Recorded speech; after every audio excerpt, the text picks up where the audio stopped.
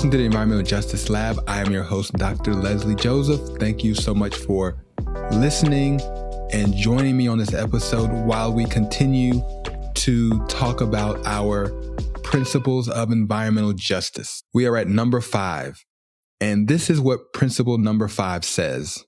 It says, environmental justice affirms the fundamental right to political, economic, cultural, and environmental self-determination of all peoples. Right? Environmental justice affirms the fundamental right to political, economic, cultural, and environmental self-determination for all peoples. This is a heavy principle because it's just like I've been saying this whole time. Environmental justice doesn't just stop at the environment. It doesn't just stop at clean water and clean air and trash pickup, right? It goes far beyond that.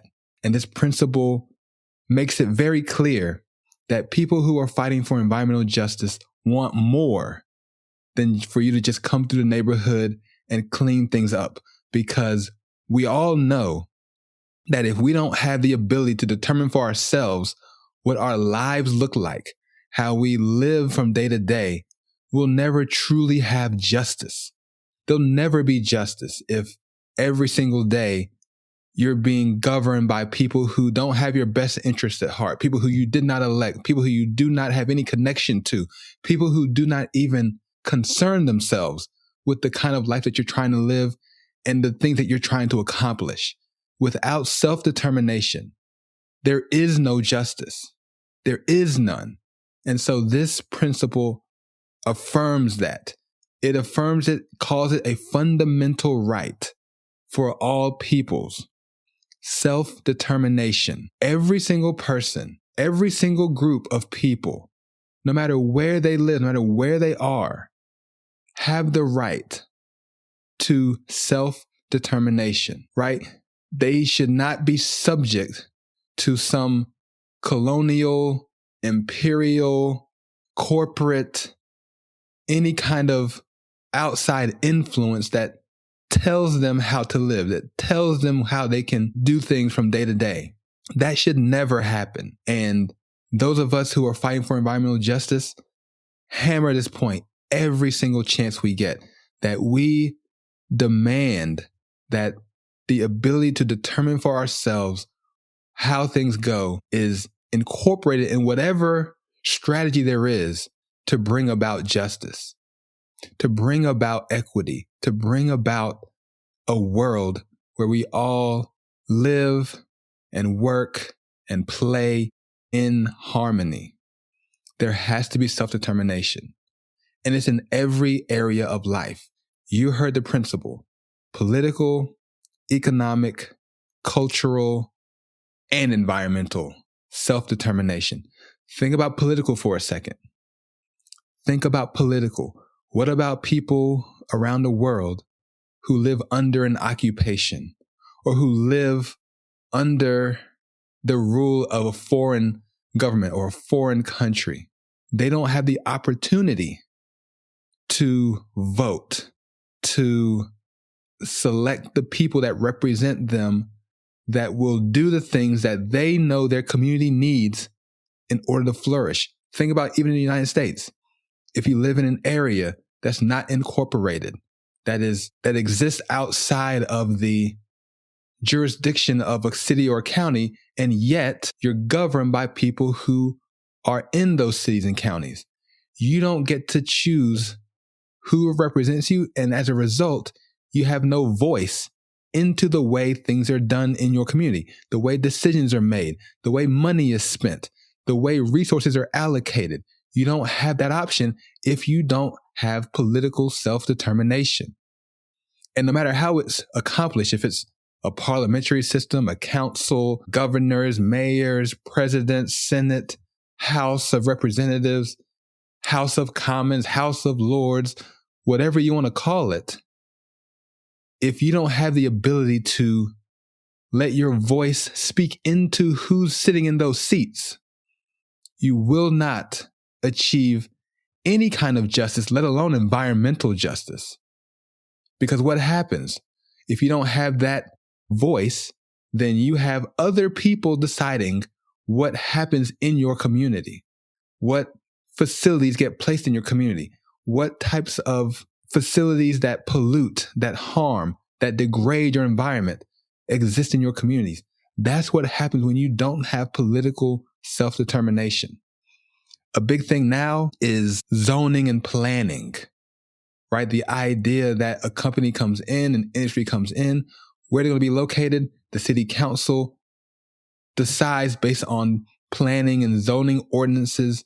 They can rezone and they can decide where things are placed. And if you don't have a voice at the table explicitly saying what you will or will not accept in your community, then you are up for grabs when it's time to think about where that huge landfill gets sited, or where that data center goes, or where that huge headquarters that sucks up all the resources gets built. We need to ensure that everybody has political self-determination.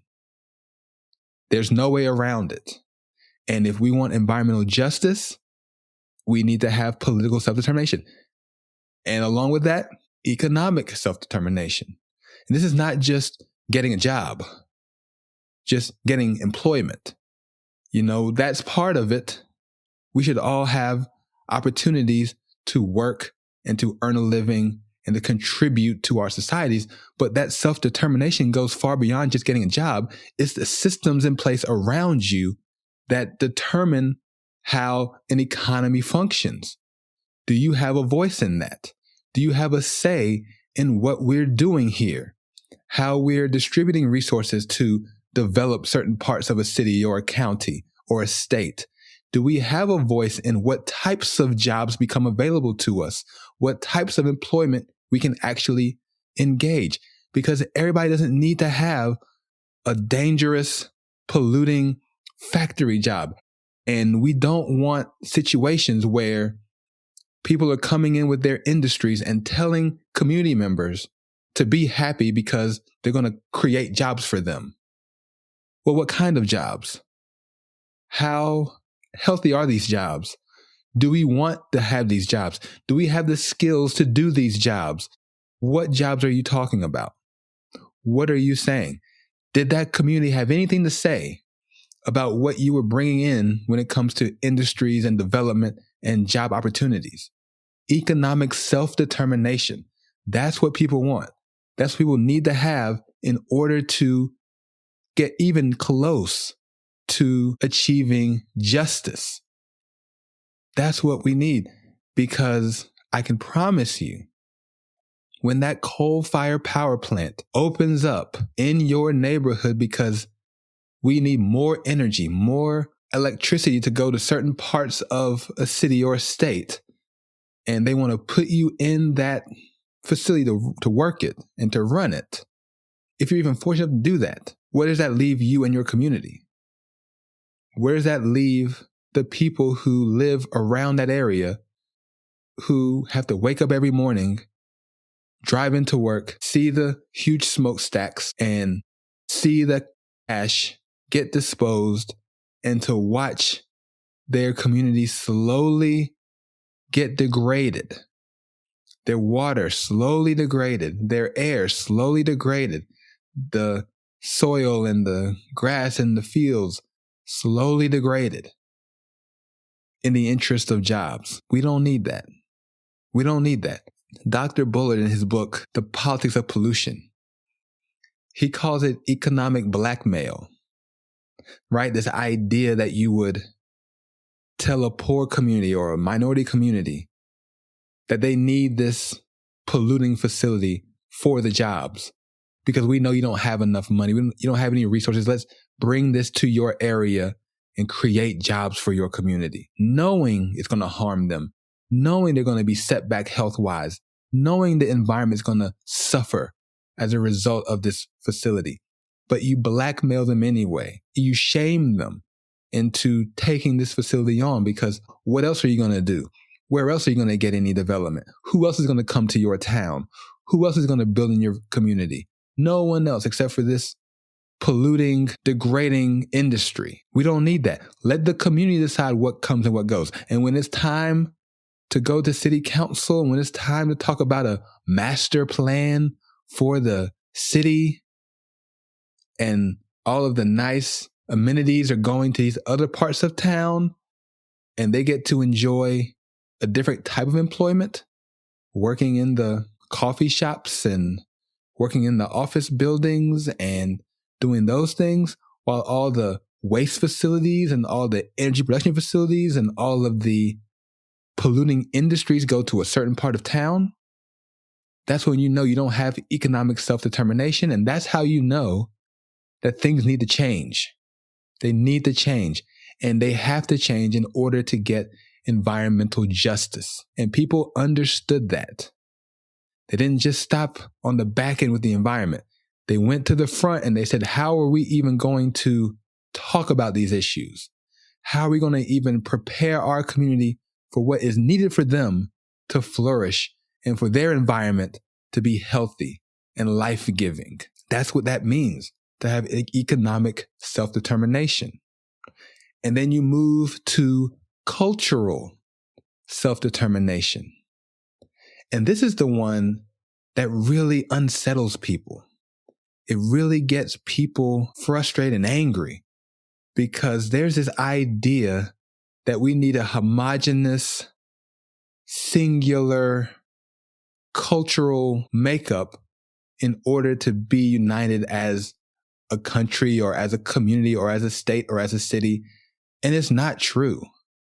There's beauty in the diversity. There's beauty in the idea of having multiple cultures come together, bringing what they bring and enhancing a community instead of flattening it out and homogenizing it. And so people need to be able to determine for themselves the kind of culture that represents their community. If it's a Black community, if it's an Hispanic community, if it's a certain immigrant community, if it's a faith-based community, right? A Jewish community, a Muslim community, a Christian community, whatever it is, it needs to be able to determine for itself how it can present itself on a daily basis. They get to choose. Nobody else does.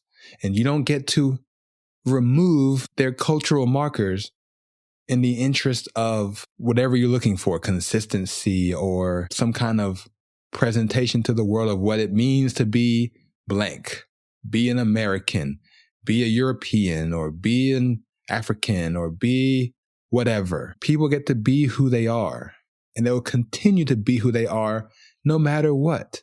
This idea of assimilating and changing all that you are and all that you've been to squeeze yourself into this narrow conception of what your country wants you to be. Not only is it wrong, it's harmful, dangerous, and it contributes to the lack of justice that people see.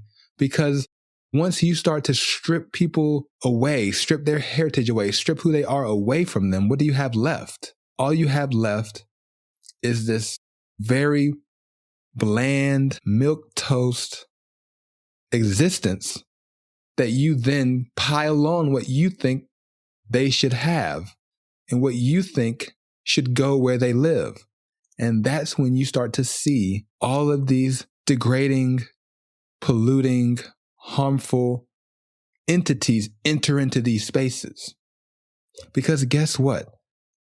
We're only asking people who are non-white to remove their cultures and to remove their way of life and heritage from their families and their communities.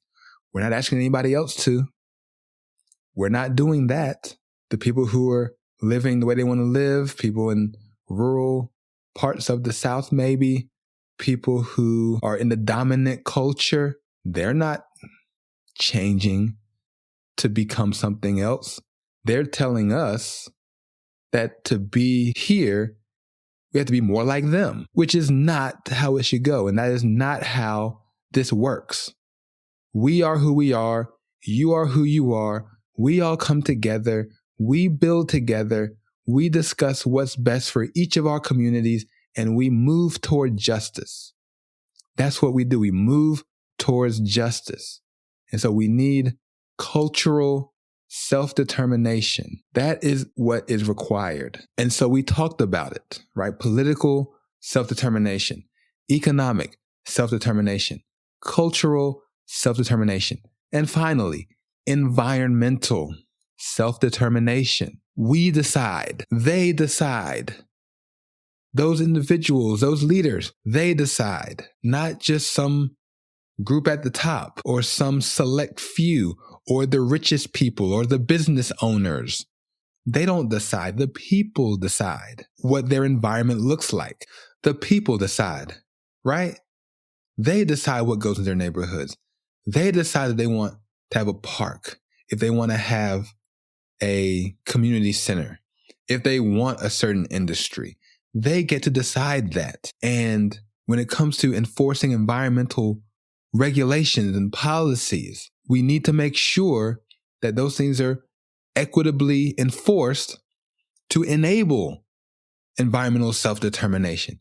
Because you can't talk about what you want when you have dirty water and dirty air all around you.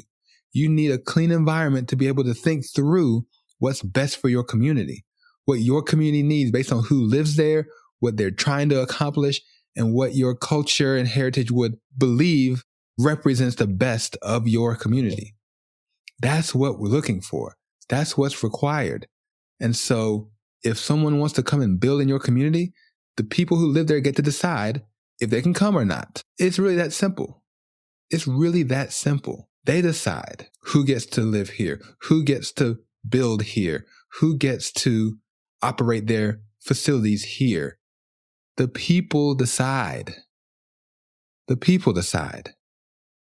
When there's money to be distributed, the people decide. And it needs to be distributed equitably so we all have resources to ensure that we can invest in this environmental self-determination. Instead of chasing all these different issues and problems and concerns, we remove them and create space for people to decide what their neighborhoods look like. And that's what it means to have environmental self-determination. And above all else, I mean, we talked about these different elements, but the big point is this: everybody, everywhere, no matter who they are, have the fundamental right to self-determination. There shouldn't be any group of people anywhere in the world who are unable to decide for themselves what their lives will entail, what their environments look like, what they can or cannot do. We all have the fundamental right to self-determination. And that's how it goes. And every country was founded on that principle. I mean, for the most part, right? People wanted to live a certain way. They believed there's certain things, and they became a nation where they could realize those things. And people now who are fighting for independence, who are fighting for freedom, that's what they want. They want self-determination. They don't want anything else. They don't need anything else. Every resistance movement in the world, they're fighting for self-determination. They're fighting against occupations. They're fighting against invasions. They're fighting against colonial forces trying to impose a way of life onto them. They want self-determination. And you can look anywhere across the world, in Asia, in Africa, in the Middle East, in the Americas. People want self-determination. They want to be able to say, hey, I live here. This is how we do things here where I live. And I love it, and I want to grow and get better. And we're working hard to make sure that our community, our city, our state, our country looks and feels and acts like this. We determine that. The people determine that. No one else does. The billionaire class doesn't. Just because they have all the money doesn't give them the right to run around the world telling other people how to live. You don't get that right. Missionaries. Listen, I'm a Christian. I believe that Jesus is the only way. And I will tell you that whenever I see you. But that doesn't give me the right to tell you or anyone else how to live your life, how to do what you I don't get that right. You do. I'll give you my thoughts. I'll give you my perspective. I'll tell you what the Bible says about it, but I'm not going to do that. We don't need organizations going around the world telling people how to live or conditioning their support on them living a certain way. That's not how that works. If you're going to help, just help. If you're going to support, just support. We don't need you to say, well, actually, what I need you to do first is, that's not how that goes. It's not how that goes. And for those of you who live out in the world in places where you're heavily reliant on aid, heavily reliant on humanitarian organizations to support you, I really hope that those organizations are truly helping you by allowing you to determine for yourself what your village or city or country looks like and not being made in the image of that organization. We don't need that. And environmental justice advocates like me and people who care about this stuff, we can't allow that either. Wherever we go, whatever we do, it has to be in service of the people we want to support, and it has to create avenues for self-determination, for people to say, okay, I'm glad you're here. Now I can think through and decide for myself what happens next. Not me telling you what's next for you, because where I'm from is how we do it, and you should do it the same way we do it over there. That's not how it goes. You have the fundamental right to self-determination. That is the fifth principle of environmental justice, right? Environmental justice affirms the fundamental right for political, economic, cultural, and environmental self-determination for all peoples. That's what it says. And so keep in mind that self-determination is the foundation of any kind of justice that you'd want to see occur in the world. We need everyone to have self-determination. And that's our episode. Thank you so much for listening to the Environmental Justice Lab, where we are for the people and the planet. We'll see you next time.